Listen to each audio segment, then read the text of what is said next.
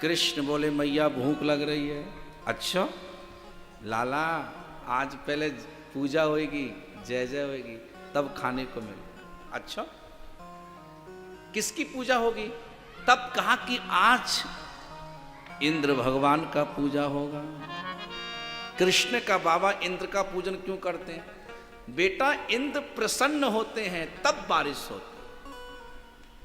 पर्जन्यो भगवान इंद्रो मेघास्तस्यात्म मूर्तया तेवी बरसंती भूतानाम जीवनम प्रीणनम पयः। इंद्र जब प्रसन्न होते हैं तब बारिश होती है, बारिश होता है, अन्न होता है, अन्न होता है, हमारी जीवन रक्षा होती है। इसलिए इंद्र का पूजन होता है महाराज। आज कृष्ण ने कहा बाबा हम इंद्र का पूजन नहीं करें तो क्या होगा? नंद ने कही हम तो बरसों से करते चले आ रहे हैं, आज कैसे नहीं करेंगे? वो नाराज हो जाएंगे। अच्छा नाराज हो गए तो क्या करेंगे? वो बोले दुखी कर देंगे, हम परेशान हो जाएंगे। कृष्ण भगवान ने कहा बाबा इस संसार में कोई किसी को सुखी नहीं कर सकता और कोई किसी को दुखी नहीं कर सकता। एक श्लोक सुना दूं। कर्मणः जायते जंतु कर्मणैव विलीयते सुखम दुखम भयक्षेमम कर्मणैवाभिपद्यते। इस संसार में जितने भी मनुष्य या जीव पैदा होते हैं वो अपने कर्म के अनुसार ही जन्म लेते हैं। तुम यहां जन्मे, बंबई में क्यों नहीं जन्मे? बताइए। हमारा जन्म वृंदावन में हुआ और हम 20 साल छत्तीसगढ़ में बिताए। जहां ये होता है ना, मां व्यक्ति चाहकर भी न चाहकर भी पहुंच जाता है। प्यार से बोलो हाँ।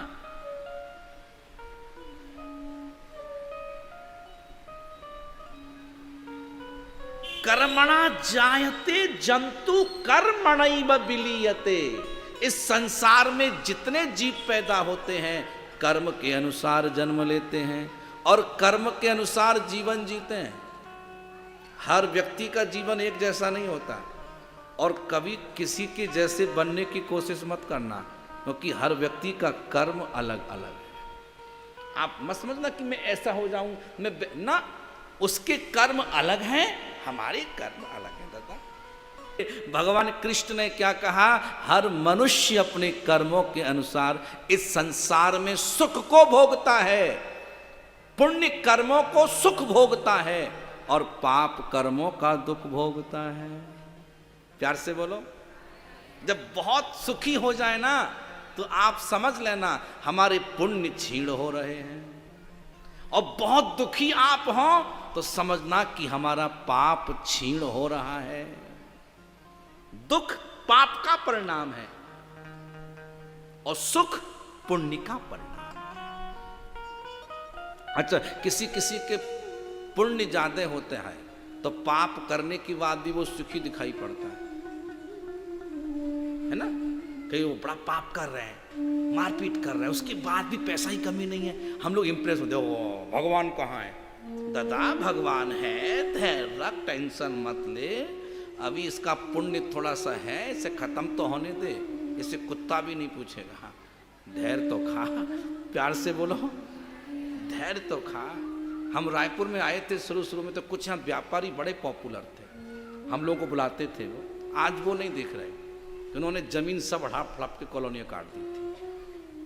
प्यार से बोलो आज नहीं दिख रहे वो लोग। अब नाम लेना बेकार है किसी का, जो मर गया चला गया, क्या करना आपने। प्यार से बोलो। तो मैं आपको बताऊं इस संसार में हर मनुष्य अपने कर्मों को भोगने आता है। तुम क्या करने आए हो? कर्म भोग रहे हो। कोई पति के रूप में, पत्नी के रूप में, पुत्र के रूप में, माता पिता के रूप में हम लोग क्या कर रहे हैं? कर्जा चुका रहे हैं। हम लोग क्या कर रहे हैं? कर्जा चुका रहे हैं। पति का, पत्नी का, बेटी का, संसार में मित्रों का कर्जा चुका रहे हैं। तुम्हारा कोई पैसा लेके चला जाए ना और कभी ना दे तो समझ लेना कि कर्जा था वो चला गया। प्यार से बोलो, प्यार से बोलो। हमारा भागवत कथा हो रहा था तो एक हमारे यहाँ एक प्रिंटिंग प्रेस वाला आया, बोले बाबा जी हमें कुछ काम दो, हम बहुत गरीब हैं। हमने कहा ठीक है, क्या करते हो? बोले हम प्रिंटिंग करते हैं। बोले कितना प्रिंटिंग करोगे? महाराज कुछ काम दे दो, मैं 2 लाख का काम तुम करो हमारे यहाँ। तो काम किया, तो उसको 30,000 रुपये दिए हम एडवांस में। दारू पी गया, जुआ खेल गया, और उसे खोजे तो खोजे, मिले नहीं। हमारे स्टाफ बोला गुरुजी तो बात गलत है। कोई गलत नहीं बच्चा, तुम्हारा होगा तो वापस आएगा। 3 साल बाद वो फिर लौट के आया, बोला गुरुजी मुझे आपका पैसा वापस करना है। अरे मैंने कहा कैसे, क्या हुआ? बोले पैसा लिया मैं, 2 बार ये पांव टूटा, 4 बार ये टूटा, 2 बार ये हाथ टूटा। मेरी माँ बोली पहले गुरुजी का पैसा दे के आ।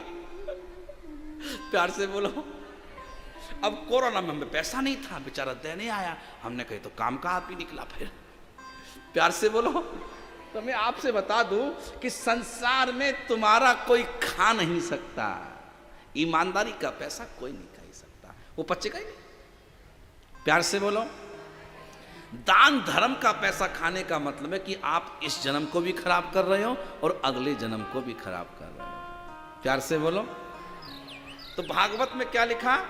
कर्मणा जायते जंतु कर्मणैव विलीयते, सुखम दुखम भयक्षेमम कर्मणैव विपद्यते। इस संसार में जितने भी लोग आते हैं अपने कर्मों के अनुसार सुख दुख भोगते हैं। कभी ऐसा मत सोचना, मैं माताओं से एक निवेदन कर दूं कि हम दुखी हैं। किसके कारण? पति के कारण, पुत्र के कारण, सास के कारण, ससुर के कारण। आप गलत सोच रहे हो। हम अपने कर्मों के कारण दुखी हैं। आया समझ में? जब आप ये समझ लोगे ना तो आपकी प्रॉब्लम सॉल्व हो जाएगी। हम अपने कर्मों के कारण, कि हमारे कर्म ही ऐसे थे कि ऐसे लोग हमें मिलने थे। भाई हमारे कर्म ही ऐसे थे कि हमको ऐसे लोग मिलने थे, ये पति, ये पुत्र, ये सास, ये ससुर, ये मित्र, ये पड़ोसी, हमारे कर्म ही ऐसे थे। तो हम किस पर आरोपित करते हैं? दूसरे पे ना, हमारा ही कर्म ऐसा था। तो आपको थोड़ा शांति मिलेगी, तकलीफ कम होगी। प्यार से बोलो। भगवान कृष्ण क्या बोले कि आज से इंद्र का पूजा बंद, तो किसका पूजा होगा? बोले गोवर्धन भगवान का पूजा होगा। गोवर्धन समझते हो? एक पर्वत है वृंदावन मथुरा से 20 किलोमीटर दूरी पर। भगवान उसकी पूजा के लिए जा रहे हैं। पर्वत की पूजा समझते हैं? प्रकृति का पूजन। आदिवासी छत्तीसगढ़ में प्रकृति का पूजन करते हैं, और प्रकृति का पूजा भगवान कृष्ण करने गए। अब पर्वत तो कोई भोजन नहीं कर सकता ना, भोजन तो नहीं कर सकता। भगवान कृष्ण पर्वत में स्वयं प्रकट हो गए, अंदर प्रवेश कर गए और सब ब्रजवासियों से कहा भोग लगाओ। और बड़े आश्चर्य की बात बता रहा हूं, एक तरफ से कृष्ण अंदर प्रवेश किए और दूसरे रूप से भगवान बाहर खड़े हो गए, अपने हाथों से भोग लगा रहे हैं, खिला रहे हैं। और सारे ब्रजवासियों ने भगवान गोवर्धन को भोग लगा दिया। महाराज सब भोग लगाए। ब्रजवासी बोले आन और लाओ भैया। गोवर्धन भगवान बोले आन और लाओ। उसी गांव का नाम पड़ा आन्यो। आप वृंदावन कभी जाओ ना तो गोवर्धन जाना, उसकी परिक्रमा होती है 7 कोस की, है ना। और बड़ा अद्भुत पर्वत है महाराज। तो ये पर्वत 7 कोश का है और इसमें साक्षात श्री हरि कृष्ण स्वयं प्रकट होकर के आए थे कलयुग के भक्तों के लिए। और कहा था कि कलिकाल में साक्षात श्री कृष्ण है।